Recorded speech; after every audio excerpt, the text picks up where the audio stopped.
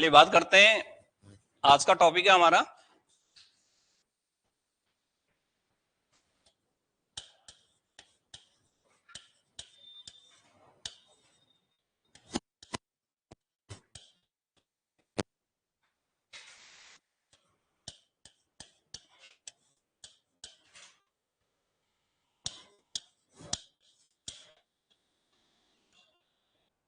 आप देखिए, यानी कि टीचिंग स्किल्स एंड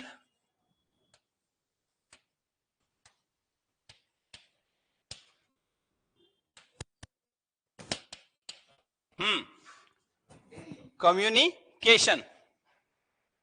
ठीक है, टीचिंग स्किल्स एंड कम्युनिकेशन। ठीक है ना। हम में भी क्वेश्चन आते हैं, अगर हिंदी में समझ में नहीं आ रहा है तो थोड़ा इंग्लिश में पढ़ लेना राइट पे। ठीक है, उससे क्या होता है कि उसका जो लॉजिकली जो अर्थ होगा ना, इंग्लिश में अलग अलग टाइप से नहीं लिखेंगे। और हिंदी है बहुत टफ भाषा, हिंदी और संस्कृत। संस्कृत तो खैर और भी पल्ले नहीं पड़ने वाली है, तो और भी टफ है। ठीक है, आपको मालूम ही होगा।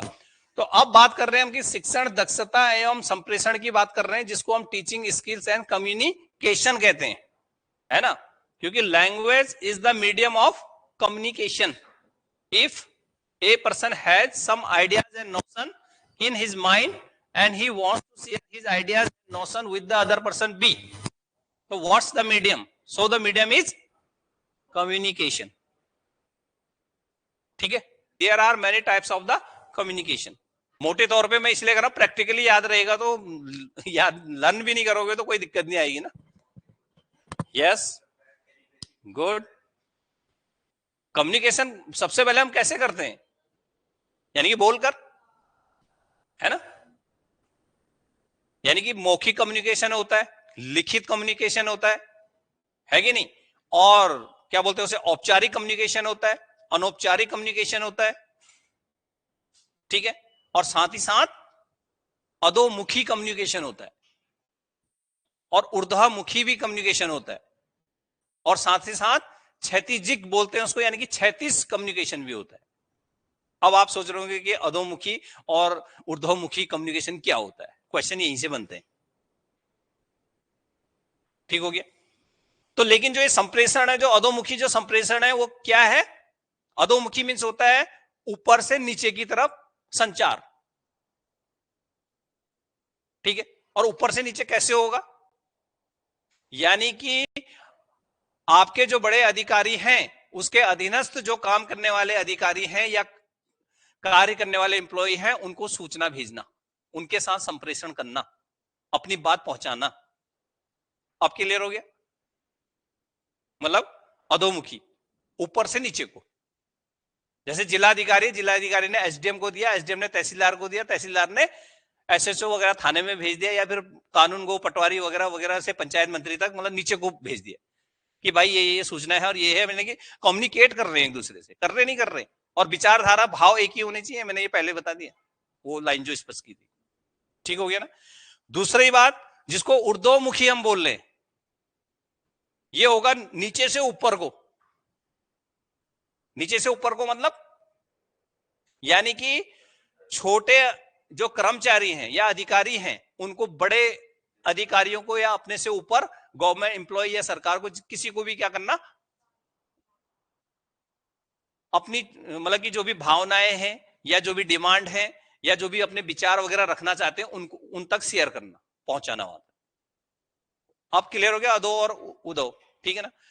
अब ऊर्ध्व भी हो गया। अब एक मैंने क्या बोला, क्षैतिज कम्युनिकेशन। कम्युनिकेशन और क्षैतिज कम्युनिकेशन मीन्स है, यस, तभी तो कह रहा हूं कि क्योंकि जिसके पास वर्डली एक्सपीरियंस होता है वो समझ जाता है बहुत जल्दी। हाँ, क्योंकि आदमी कब सीखता है, एक तो पढ़ने के बाद ज्ञान जब प्राप्त करेगा तब सीखता है, एक फिर एज के हिसाब से भी सीखता है कि 20-22 साल में जो आपको पता होगा और जो 40 वाले को पता होगा आपको पता नहीं होगा, और जो 60 वालों को पता होगा हमारे बुजुर्गों को, वो हमें पता नहीं होगा, 60-70 वालों को। तभी तो कहते हैं कि जो बड़े कहते हैं सही कहते हैं, क्योंकि वो उनका अनुभव बोलता है। है ना, क्योंकि जो ओल्ड होते हैं उनके पास अनुभव तो होता है, चाहे किताबी से मतलब नहीं है। ठीक हो गया। तो अब जो जिसको हम 36 या 36 बोल रहे हैं, जिनको कम्युनिकेशन की जहां हम बात कर रहे हैं, वो होता है अपने से बराबर, अपने बराबर वालों के साथ कम्युनिकेट करना। यानी कि जैसे मैं पुलिस वाला हूं, आप भी पुलिस वाले, ठीक है, ठीक है, वो भी पुलिस वाले हैं, वो भी सब पुलिस वाले, ठीक है। तो मैंने जो शेयर करनी थी तो मैंने आपको बता दी कि थाने से ये आदेश आए, ठीक है। तो अपने बराबर में शेयर करना, कम्युनिकेट करना, किसी भी चीज को फैलाना, ठीक है। तो ये चाहिए, यहां तक क्लियर हो गया। अब बात ये होती है कि इसमें लिखा है कि शिक्षण दक्षता एवं संप्रेषण की बात कर रहा है। हमें तो टीचिंग के क्षेत्र में लेके चलना है कि शिक्षण दक्षता एवं संप्रेषण, जिसको टीचिंग स्किल्स एंड कम्युनिकेशन बोलते हैं, ठीक है ना। तो अब बात यह आती है कि हम सबसे पहले यह देखेंगे कि शिक्षण, एक साथ समझेंगे तो समझ नहीं पाओगे, पहले यह समझेंगे कि शिक्षण क्या है। शिक्षण क्या है? सीखने और सिखाने की प्रक्रिया है, शॉर्ट शब्दों में। और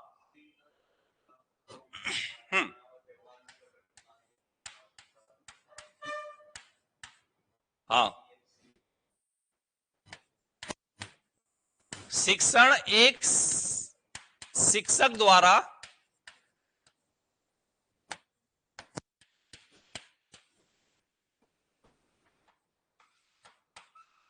कार्यान्वित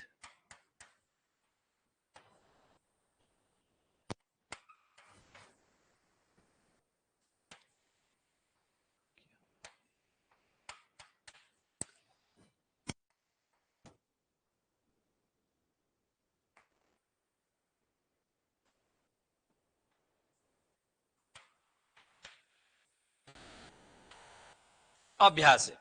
ठीक हो गया। यानी कि शिक्षण एक शिक्षक द्वारा कार्यान्वित किए जाने वाला अभ्यास है, ठीक है, कार्यान्वित किए जाने वाला अभ्यास। और कार्यान्वित मीन्स कार्य से संबंध, ठीक है, किसी भी क्रिया से संबंध, ठीक है। अब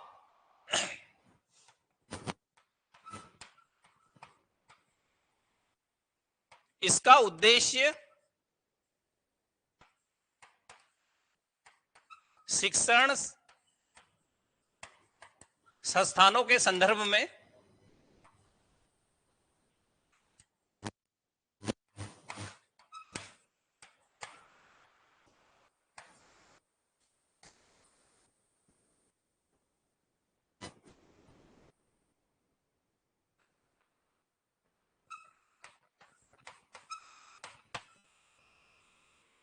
शिक्षार्थी, छात्र और अन्य श्रोता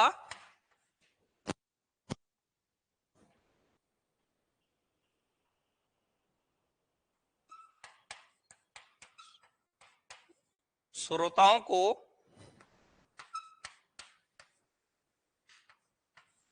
ज्ञान, जानकारी, पारस्परिक कौशल,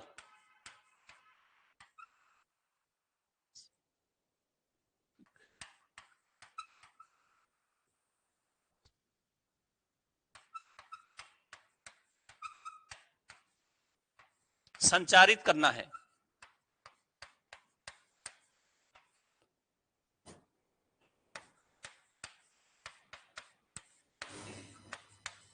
यहां तक क्लियर हुआ? यानी कि शिक्षण एक शिक्षक द्वारा कार्यान्वित किए जाने वाला अभ्यास है, पहला पॉइंट, ठीक है। दूसरा, इसका उद्देश्य शिक्षण संस्थानों के संदर्भ में, ठीक है, शिक्षण संस्थानों के संदर्भ में क्या है? शिक्षार्थी, छात्र और अन्य श्रोताओं को ज्ञान, जानकारी और पारस्परिक कौशल संचारित करना है। अब देखिए, कहने का मतलब यह है कि कुल मिला के जो शिक्षण प्रोसेस है हमारी क्या है? ज्ञान, जानकारी और पारस्परिक कौशल को संचारित करना, ठीक है। अपने से दूसरे तक शेयर करना, और खासकर जो शिक्षण कार्य कर रहा है उसका तो है ही, ठीक है ना।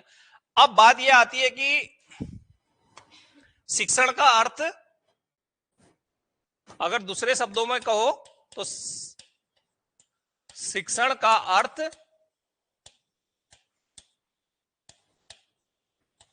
सीखना, यानी कि सीखने से है,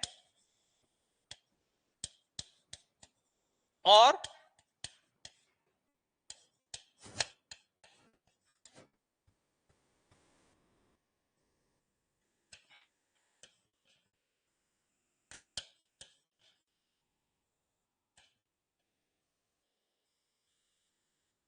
सीखने और ज्ञान प्राप्त करने से, ठीक है, पहले, ठीक है। अब बात करते हैं कि आखिर स्कूल में यानी कि विद्यालय स्तर पर या शिक्षण संस्थानों स्तर पर अब इसका मतलब कि उद्देश्य क्या होता है, ठीक है ना। पहला उद्देश्य यह है कि बच्चे के उसके अपने परिवेश में प्रभावपूर्ण ढंग से उसे प्रतिक्रिया करने के योग्य बनाना, पहला उद्देश्य शिक्षण का, ठीक है। हाँ, यानी कि शिक्षण का उद्देश्य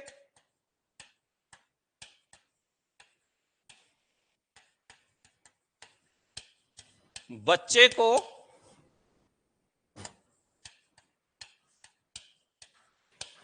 उसके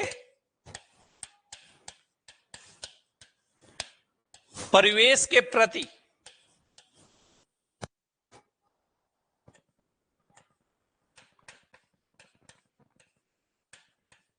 प्रभावपूर्ण ढंग से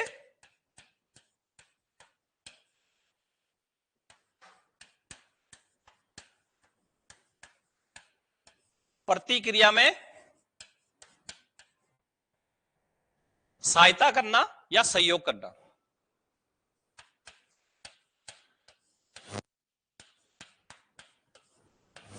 ठीक हो गया। यानी कि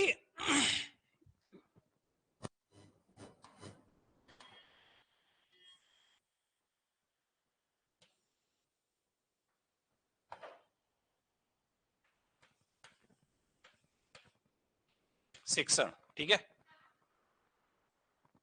शिक्षण का उद्देश्य बच्चे को उसके परिवेश के प्रति लिखना, परिवेश के प्रति प्रभावपूर्ण ढंग से प्रतिक्रिया में सहायता करना, ठीक हो गया, उसके परिवेश की, जो उसका परिवेश है, जो उसका माहौल है, ठीक है, पहला पॉइंट। दूसरा,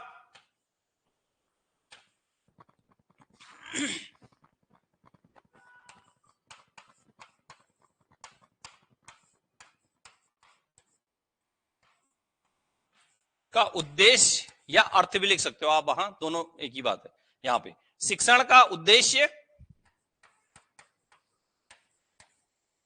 बच्चे के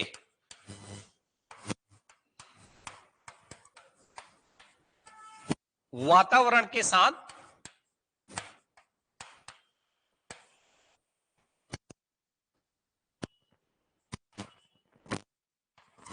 सामंजस्य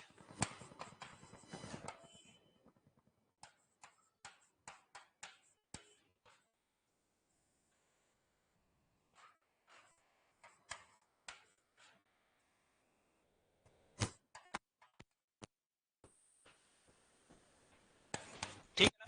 शिक्षण का उद्देश्य बच्चे के उसके वातावरण के साथ सामंजस्य करने में सहायता प्रदान करना, ठीक है, अपने वातावरण के साथ क्या करना, सामंजस्य करना, सामंजस्य में तालमेल बैठाना, ठीक है, ठीक है ना, तालमेल बैठाना। तीसरा पॉइंट है बच्चे की भावनात्मक, उसका भावनात्मक विकास करना, ठीक है ना। शिक्षण का उद्देश्य या शिक्षण का अर्थ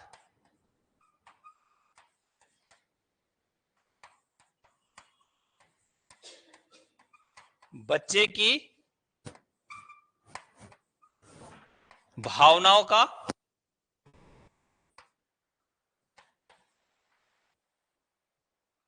विकास करना,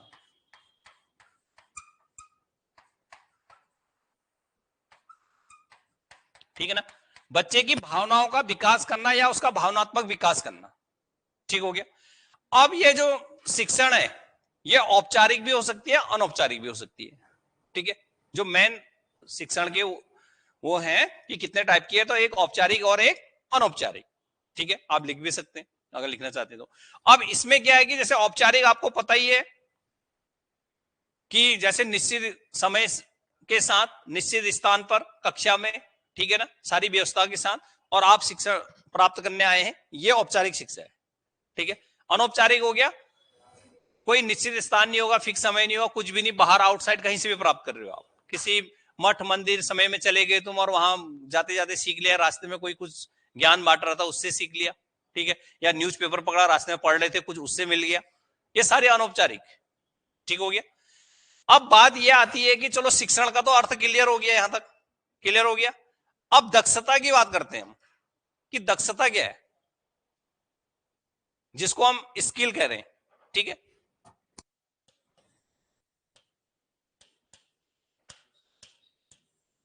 दक्षता, अब ये दक्षता क्या होती होगी,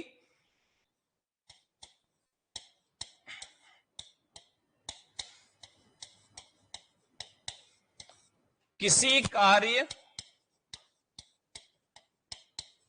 को करने में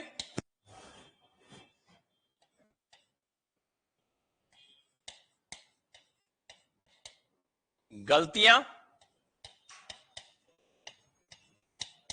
सामग्री, ऊर्जा,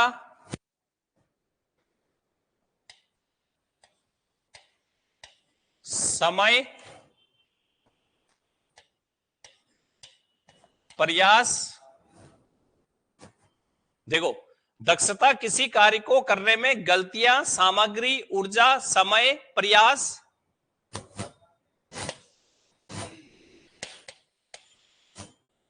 आदि की बर्बादी से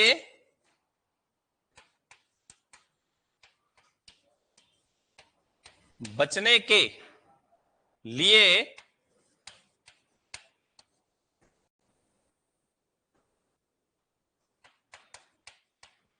अक्सर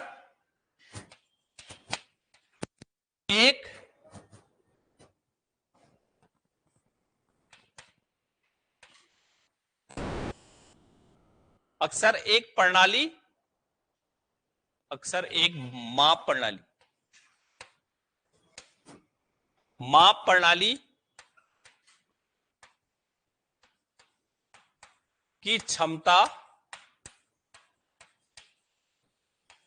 के रूप में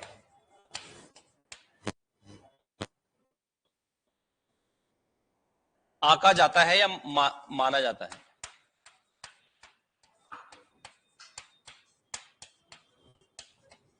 ठीक है।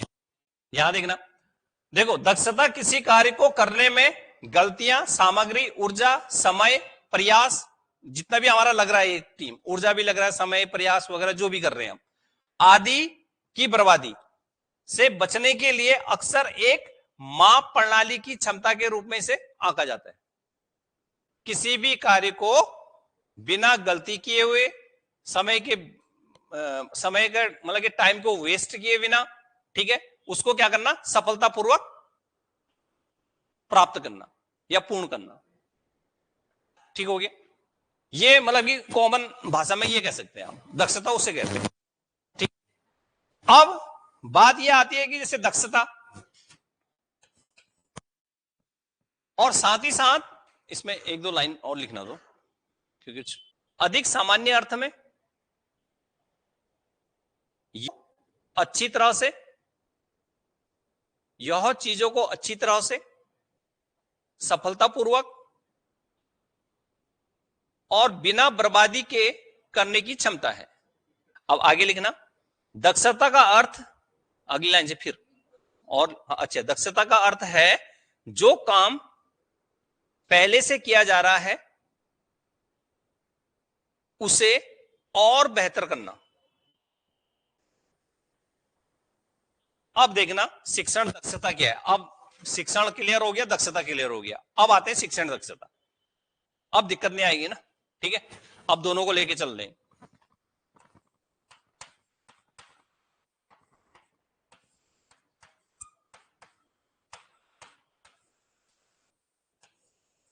ठीक है, अब ये शिक्षण दक्षता है क्या? शिक्षण दक्षता से तात्पर्य है कि सीमित समय अवधि में, ठीक है, क्या करना? अत्यधिक उसका उपयोग करना। यानी कि जो आपको सीमित समय मिला है ना, सीमित समय का अत्यधिक उपयोग करना, ठीक है ना। यानी कि शिक्षण दक्षता का शिक्षा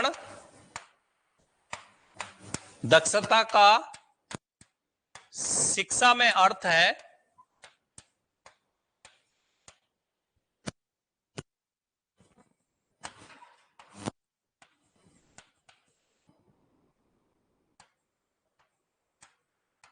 उपलब्ध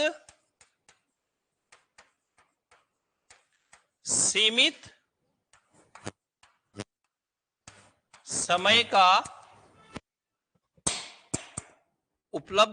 समय का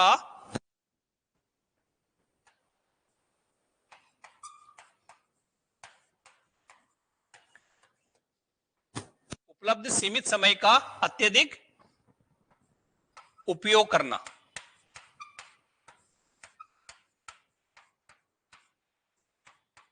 इस लाइन को याद रखना, ये बहुत इंपॉर्टेंट है। देखो, शिक्षण दक्षता का शिक्षा के क्षेत्र में अर्थ है कि उपलब्ध सीमित समय का अत्यधिक उपयोग करना। अब मैं ऐसे नहीं वैसे समझा रहा हूं आपको। कहने का तात्पर्य यह है कि आधुनिक शिक्षा प्रणाली के अंदर जो अभी वर्तमान में जो हमारी शिक्षा पद्धति चल रही है, या यही नहीं ऑल ओवर वर्ल्ड में, तो एक टीचर क्या करता है, यानी कि अत्यधिक व्यवस्थित पाठ्यक्रम के साथ, ठीक है, अत्यधिक व्यवस्थित पाठ्यक्रम के साथ, और यानी कि कम शेड्यूल, यानी कि कम समय दिया जाता है उसको, ठीक है। इसका सामना करना पड़ता है उसे कक्षा में। पाठ्यक्रम बहुत ज्यादा होता है और समय होता है एक पीरियड 40 मिनट 45 मिनट का होता है, लेकिन वो 40 मिनट भी नहीं मिलते ढंग से, ठीक है।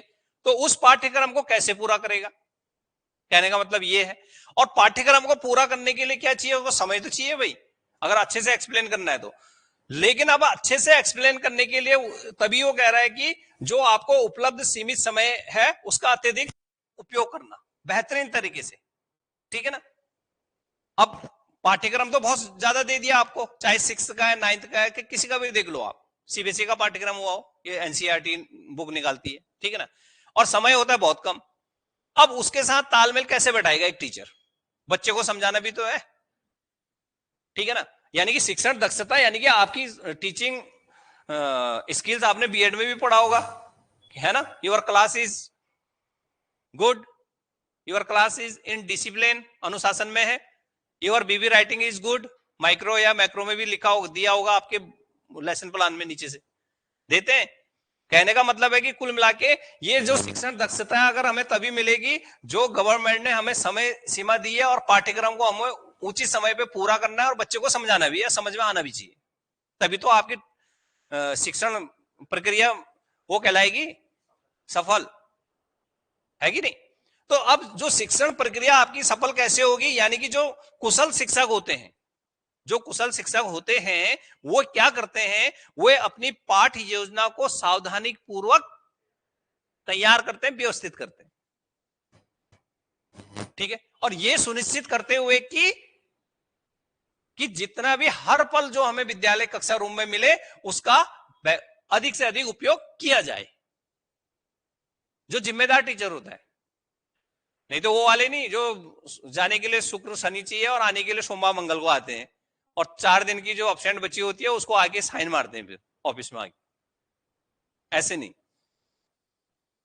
जो वास्तव में टीचर होते हैं, और कई हैं ऐसे, प्राथमिक में हुआ करते थे पहले बहुत ज्यादा, वो स्कूली में कक्षा मिली होती थी, वहीं रहने का होता था उनका, प्राथमिक विद्यालय में भी जूनियर में भी निवासी स्थानीय वही होता था। एक टीचर का जो प्रधानाध्यापक होता था या जो भी है उसका स्कूल के साथ ही कमरा होता था, या तो अलग होगा या ऑफिस में रहता था वो। ऑफिस में खाना पीना वगैरह उसमें स्टोव जलाते थे वो। गैस तो अब आए 2000 के 2005 और मतलब ज्यादा पहाड़ी क्षेत्रों में अब उपलब्ध हुआ है। पहले हमने ऐसे टीचर देखे हैं जो वहीं रहते थे, वहीं बगल में कमरा होता था और वहीं जलाते थे। और कभी कभी जो पहले पहले नया नया आता था गांव के लोग उसका साथ करने जाते थे, किसी को भी वो बुला लेते थे कि यार आ जाना यार, क्योंकि नए नए जंगलों के बीच में स्कूल होता था और डरते थे कि मैं कैसे रहूंगा करके। और स्कूल में इसीलिए बाध्यता भी रहती थी कि टीचर को वहीं रहना है।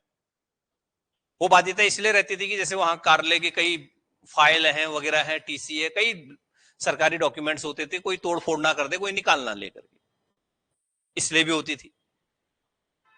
ठीक है ना, क्योंकि जो आपने देखा होगा सैलरी में जो टीए डीए वगैरह ये मिलता है वो जिसको एचआर बोलते हैं, हाउस रेंट, ठीक है ना, टीए भी मिलता है, ट्रेवलिंग अलाउंस हो गया, डीए मिलता है, डाइट अलाउंस मिलता है, सब जुड़ के आता हो तनख्वाह में, तब वो तनख्वाह वहां पहुंचती है। वो कौन से टोटल थोड़ा आती है, ये तो आप लग जाओगे तब पता चलेगा आपको। ठीक है ना, वो सारा मिला जुला में। ठीक है,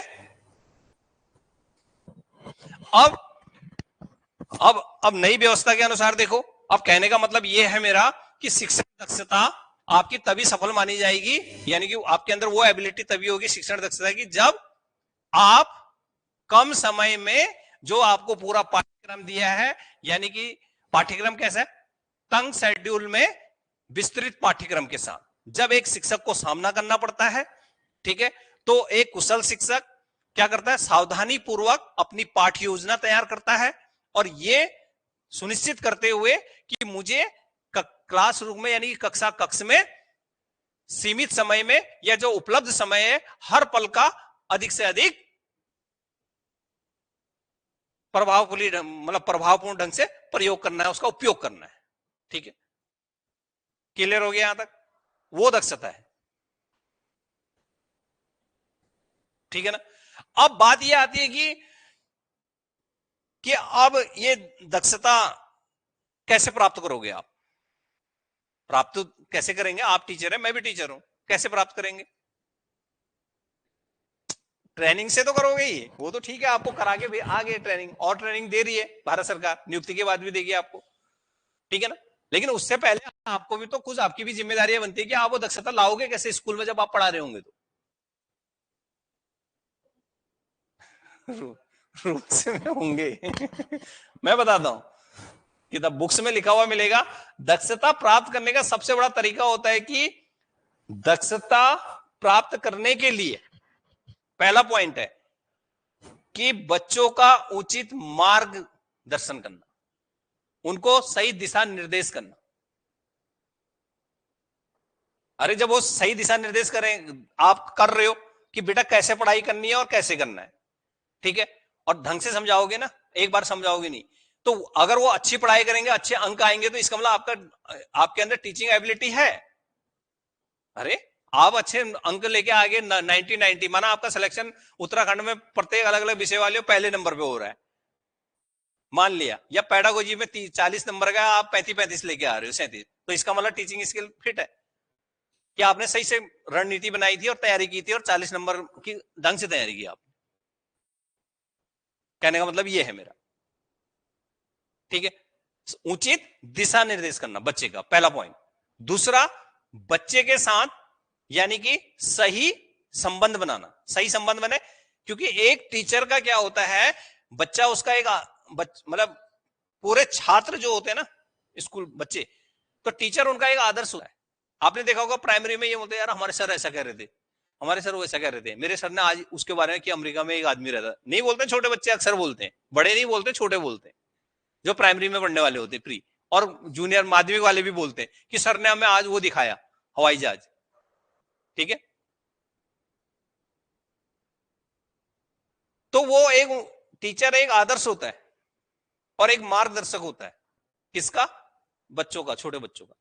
और उसकी जो टीचर के अंदर गुण होंगे, उसके भावनाओं का हो गया, उसके गुण का हो गया, टीचर के चरित्र का हो गया, बच्चों पे बहुत ज्यादा इफेक्ट पड़ता है। रोल मॉडल के रूप में होता है टीचर, खासकर ये उच्च प्राथमिक तक के विद्यालयों के विद्यार्थियों के लिए, और इवन यहां तक कि 9th 10th के बच्चे भी फॉलो करते हैं अपने अपने टीचर को कभी कभी। 11 12th वाली भी, ठीक है, जो मतलब कि पूरे आपको मतलब कि पूरी मेहनत से पढ़ा रहा है और ढंग से मतलब उचित मार्गदर्शन कर रहा है आपका कि बच्चा कैसे भी सीखे और सीखना है इसने, ठीक है। ये नहीं कि अगर आपने एक दिन होमवर्क नहीं किया, कोई वो नहीं, कंडीशन नहीं देगी, कुछ नहीं, सीधे 2 4 मार दी खींच के जाके, ये कोई वो लॉजिक नहीं हुआ ना। पहले एक बार समझाओ, 2 बार समझाओ, 3 बार, सब करके ला रहे हो, होमवर्क ला रहे हैं, सब ला रहे हैं, और वही बच्चा नहीं ला रहा है तो पूछेंगे तो सही, भाई तू एक कारण बता, तू ला क्यों नहीं रहा है, पहले एक बार बता, तेरे पास कॉपी नहीं है, किताब नहीं है, या तेरी आर्थिक स्थिति खराब है, या क्या है, वो भी जानने की कोशिश करनी पड़ती है। अब बात यहां पे आ रही कि दूसरा पॉइंट है कि बच्चे के साथ सही संबंध बनाना, यानी कि उसके साथ मित्रवत रहना और अच्छे से, ठीक है। और एज ये अपना बच्चा समझ के एक पिता की भूमिका भी निभाना होती है प्री प्राइमरी और प्राइमरी लेवल पे, ठीक है। एक पिता के जैसे व्यवहार करना पड़ता है, और महिलाओं को माता के जैसे, इसीलिए ज्यादा आंगनबाड़ी में माता ही रखी जाती है कि वो बच्चे को ज्यादा समझती है। नहीं तो जेंट्स को जो नहीं रखा गया वहां आंगनबाड़ियों में कि बेटा भोजन कराओ, या और उसके साथ जो सहायिका है, अगर छोटा बच्चा अगर कोई पोटी वोटी कर दे तो वो साफ करेगी। वो क्यों रखे हैं? इसीलिए रखे हैं कि छोटे बच्चे को अपने बच्चे के समान एक माँ समझ सकती है बच्चों को। थोड़ा सा जेंट्स को मानते कि वो ऑकवर्ड है उस रूम में, उसके लिए थोड़ा सा, ठीक है ना। चाहे वो पाइप से धोए, कोई भी मैंने देखा है आंगनबाड़ी में वो पाइप से धोते हुए बच्चों को, छोटे बच्चे आते थे और वो पाइप से धुला रहे थे, 2 3 अपने गांव में देखा है मैंने। चाहे जैसे भी है, साफ तो कर रहे हैं।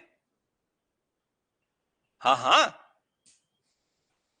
तो अब दूसरी बात, कक्ष में अगर आपको क्या प्राप्त करना है, शिक्षण दक्षता बेहतरीन तरीके से क्या करना है, प्राप्त करनी है, तो आपकी भाषा स्पष्ट होनी चाहिए। टीचर की भाषा बोले तो लैंग्वेज, ठीक है। नहीं तो तुतला के बोल रहा है कोई, कोई हकला के बोल रहा है, या कोई शब्द है उसको सही ढंग से उच्चारित नहीं कर रहा है, उसका प्रोनाउंसिएशन तो सही होना चाहिए पहले, है कि नहीं। अगर इंग्लिश का शब्द है तो कम से कम इंडियन लेवल का तो होना चाहिए प्रोनाउंसिएशन, जो इंडिया ने एक्सेप्ट जो मानक है, ठीक है ना। अब माना हमने ये लिखा, ठीक है, और ये लिखा, तो अब बच्चों को तो यही बच्चों को यू हम सिखाते हैं कि ऊ की मात्रा पढ़ते हैं। अब यहां पे हम थोड़ा पढ़ रहे हैं, फ्यूचर है, नेचर है, उनको बताना पड़ेगा ना, बेटा अगर टी के बाद यू आता है तो चौका उच्चारण किया जाता है, तो वो नेचर पड़ेगा, NATURE, है ना। बताना पड़ेगा। और कई जगह ऐसी है, PUT पुट है तो BUT बट है, यू का उच्चारण ओ का भी होता है, ये भी बताना पड़ेगा, ठीक है। या फिर कई जगह के साइलेंट है, कहीं एच साइलेंट है, लास्ट में अगर कभी भी ई आता वो उसका उच्चारण कभी नहीं होता है। सब धीरे धीरे बच्चा हर कक्षा में सीखता है और उसको हमें बताना पड़ेगा, ठीक है ना। और साथ ही साथ फिर कुछ शब्द ऐसे हो तो खैर बड़ी कक्षा में जाएगा तो अपने आप ही क्लियर, जैसे अब संप्रेषण आ गया। अगर संप्रेषण, अगर हमें इन्होंने कहा इंग्लिश में वो लिख दो, अगर इंग्लिश में नहीं बोलते शायद मैं नहीं लिखता। एक बात बता रहा हूं मैं तुम्हें, सपोज अगर इंग्लिश में हम कम्युनिकेशन नहीं लिखते तो संप्रेषण देखने में ही पहले लग रहा है संप्रेषण शब्द कैसा है। जब हम बीएड कर रहे होते थे पहले तो हम भी सोचते थे ये संप्रेषण है क्या, डर जाते थे पहले शब्द देखकर, क्योंकि उसका भाव को नहीं समझते थे ना कि ये है क्या करके। अगर रियल में हम उसके भाव को समझ रहे हैं कि ये संप्रेषण का मतलब कम्युनिकेशन होता है, तो सीधी सी बात है उसको जल्दी पकड़ लेगा आदमी, है कि नहीं। तो अब तीसरा पॉइंट क्या बोला था मैंने, हाँ, यानी कि कक्ष में टीचर की भाषा स्पष्ट होनी चाहिए। इनको लिखो तो, वर्तमान समय में जहां शिक्षकों को, हाँ, अक्सर अक्सर अत्यधिक व्यस्त पाठ्यक्रम, अक्सर अत्यधिक व्यस्त पाठ्यक्रम और तंग शेड्यूल का सामना करना पड़ता है। हाँ, हाँ, पाठ्यक्रम और तंग शेड्यूल। तंग शेड्यूल मींस समय सीमा कम है ना, समय 45 मिनट का मिलता है, यानी कि 40 मिनट भी नहीं मिलते अच्छे से पढ़ाने के लिए, और पाठ्यक्रम बहुत ज्यादा होता है, तंग शेड्यूल का सामना करना पड़ता है। हाँ, इसके लिए समय प्रबंधन बहुत महत्वपूर्ण है। इसके लिए समय प्रबंधन बहुत महत्वपूर्ण है। आगे लिखना, एक कुशल शिक्षक अपने पाठों की पाठों मैंने लेसन प्लान्स, आपने बीएड में बनाया होगा लेसन प्लान्स, अपने पाठों की सावधानी पूर्वक योजना बनाते हैं, यह सुनिश्चित करते हुए कि कक्षा में हर पल का प्रभावी ढंग से उपयोग किया जाए। यह सुनिश्चित करते हुए कि कक्षा में हर पल का प्रभावी ढंग से उपयोग किया जाए। ठीक हो गया? ये बात मैंने पहले बोली थी, वो समझ गए होंगे आप। शिक्षण दक्षता का मकसद शिक्षकों को क्रियाशील योग्यताएं और गुण देना है। अब पहला पॉइंट लिखना, शिक्षण दक्षता के लिए शिक्षक को छात्रों को उचित दिशा देनी चाहिए। ठीक हो गया? यानी उचित मार्गदर्शन, दिशा, निर्देश। सेकंड पॉइंट लिखना, शिक्षण दक्षता के लिए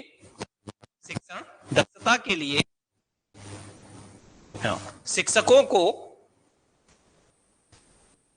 छात्रों के साथ सही संबंध बनाना चाहिए। अगला पॉइंट लिखना, शिक्षण दक्षता के लिए शिक्षकों को कक्षा में स्पष्ट भाषा का इस्तेमाल करना चाहिए। आगे लिखना, शिक्षण दक्षता के लिए शिक्षकों को छात्रों को उचित प्रोत्साहन देना चाहिए। शिक्षण दक्षता के लिए शिक्षक को छात्रों को उचित प्रोत्साहन देना चाहिए। अगला पॉइंट लिखना, उचित प्रोत्साहन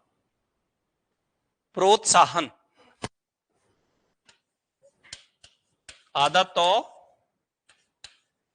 साहन, ठीक है ना।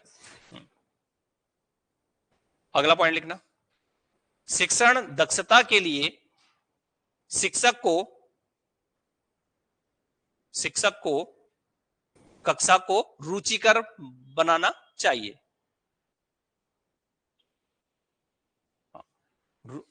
क्या बनाना चाहिए? हाँ, रुचिकर बनाना चाहिए। अगला पॉइंट लिखना, शिक्षण दक्षता के लिए शिक्षक को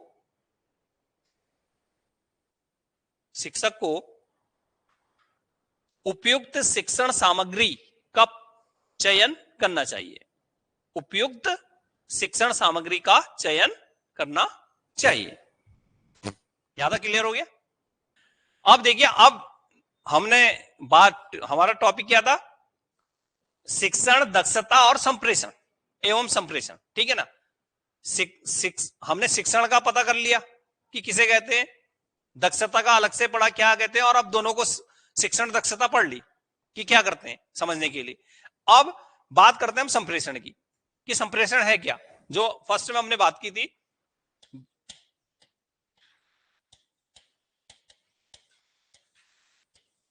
ठीक है, अब संप्रेषण मींस जिसको हम क्या कह रहे थे, कम्युनिकेशन, है ना। और कम्युनिकेशन ये शब्द जो है ये कहां से निकल कर आया है?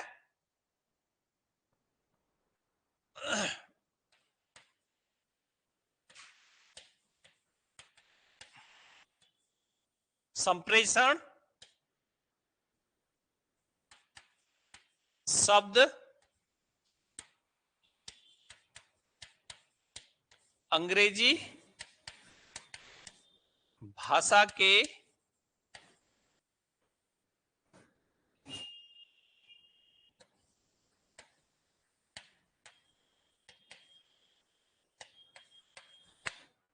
अंग्रेजी भाषा कम्युनिकेशन का हिंदी रूपांतर है। कम्युनिकेशन का हिंदी रूपांतर है, पहली बात तो ये लिखना, हिंदी रूपांतर है, ठीक है ना। अंग्रेजी भाषा कम्युनिकेशन का क्या है, हाँ हिंदी रूपांतर है, पहली बात। और कम्युनिकेशन शब्द,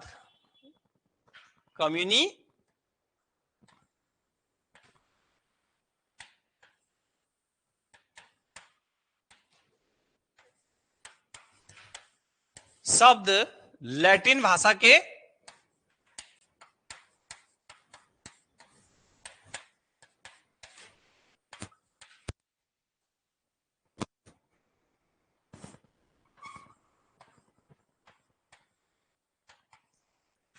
कम्युनिस्ट से लिया गया है, ठीक है ना। लैटिन भाषा के कम्युनिस्ट शब्द से बना है, लिख लो। हाँ हाँ,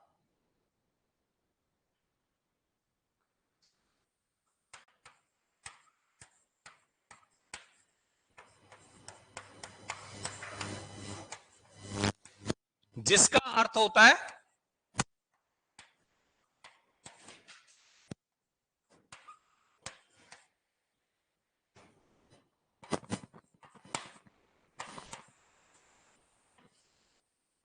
कॉमन।